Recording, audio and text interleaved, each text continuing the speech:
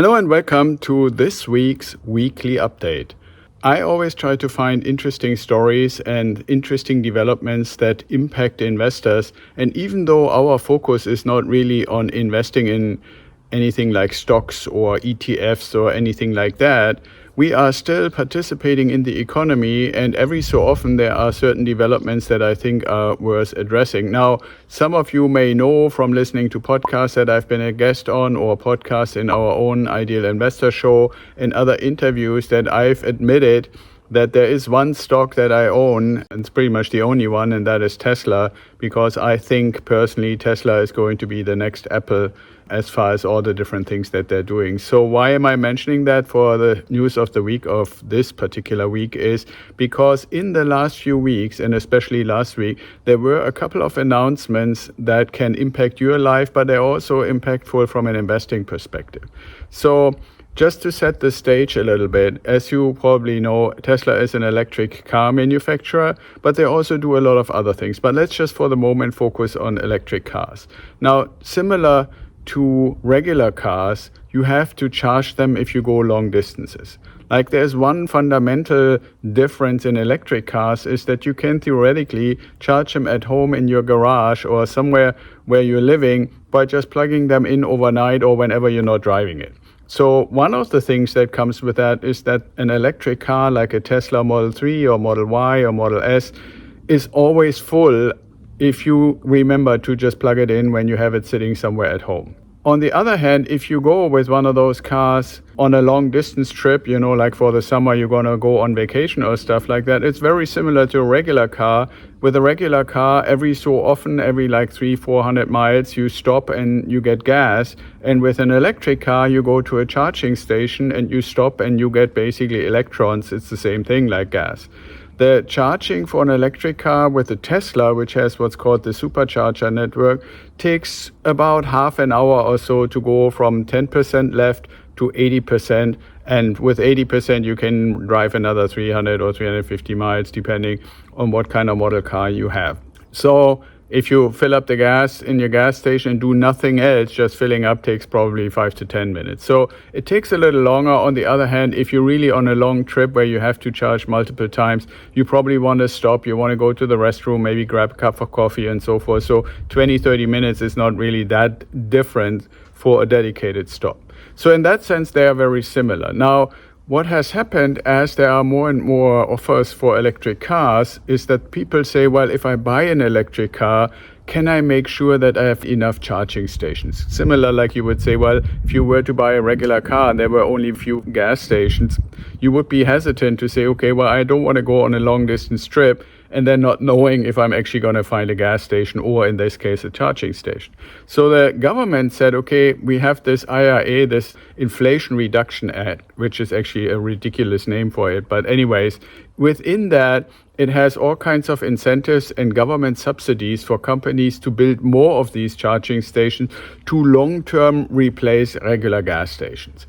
The government would like to see every 50 or 60 miles on interstates and major roadways to have a charging station, which is similar to what we have right now with regular gas stations.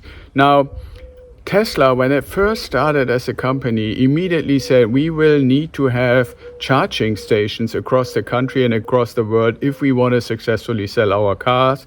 And so they developed the supercharger network that now has more than 5,000 places across the world and about 50,000 of these kind of plugs that you can put in your car. That would be the same as if you were to count how many of the fuel hoses do I have in gas stations. So Tesla has about 50,000 of those worldwide right now. Now, there are also other competitors who build these stations, but they're not directly related to electric car companies or any car companies. They're independent companies. What has come out in the last year or two is that if you don't have a Tesla and you can't charge at the Tesla supercharger station, then you had to use one of the other ones, and oftentimes they're broken or they don't work as advertised. If they say, okay, we charge you at 150 or 200 kilowatts, but they really only charge you at 50 or 60, so it takes twice as long or 3 times as long, and so forth and so forth. So if you go on the internet and you put in charging without supercharger, without the word Tesla, you will find horror story after horror story after horror story.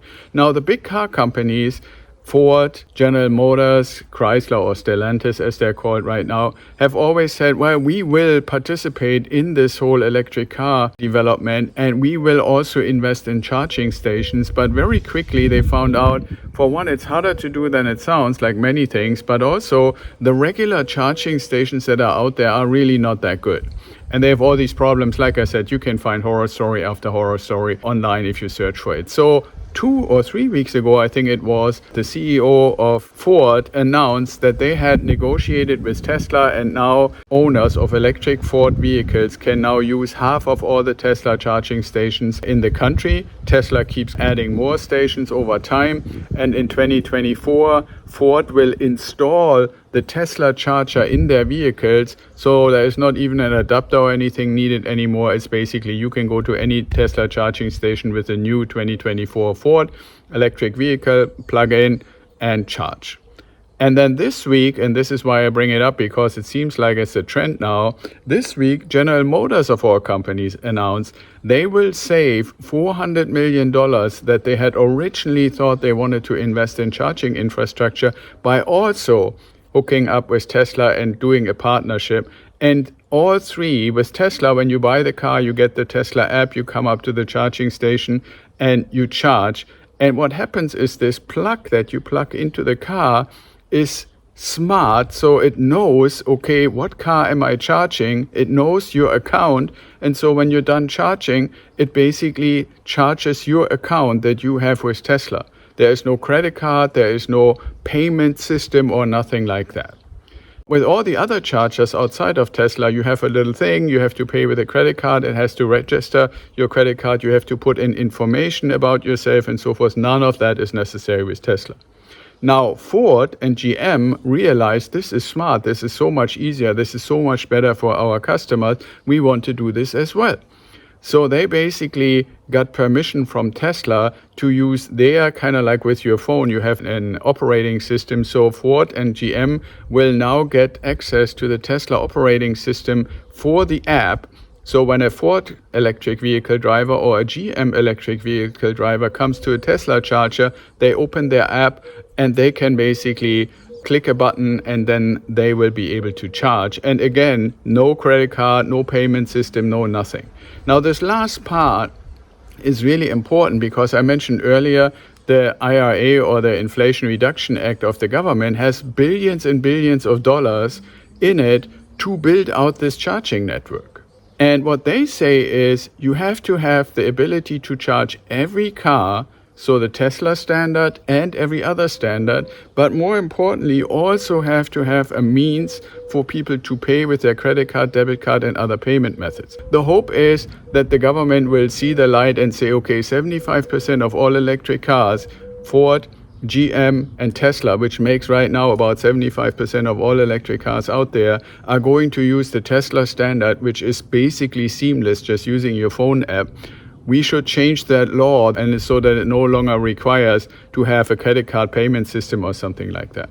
So for you, you can probably consider what will that mean for your life. And I want to leave you with this thought, kind of like contemplating it a little bit, because I think obviously as a Tesla shareholder, it's a great development. And for the long term, you know, I only do long-term investments. I wouldn't sell any Tesla shares before 2030, 2040, if ever. But it's a great development in that direction because it improves the infrastructure, it improves the customer experience, it improves the value of the company. But it's also something for you to consider if you say, okay, how do I diversify? And how are other companies, not just Tesla itself, obviously if you ask them, they say what we do is the best in the world. But when other big companies like General Motors and Ford are also joining them and literally saying, not only are we going to get access to the charger, we're going to put your charger in our car, that's pretty much next level. So I wanted you to become aware of that. You're probably going to see a lot of articles about it, and you will see that this typical thing that we are always conditioned to do is like basically everybody needs to be in competition and they need to fight each other to the death and there is no chance that they could collaborate.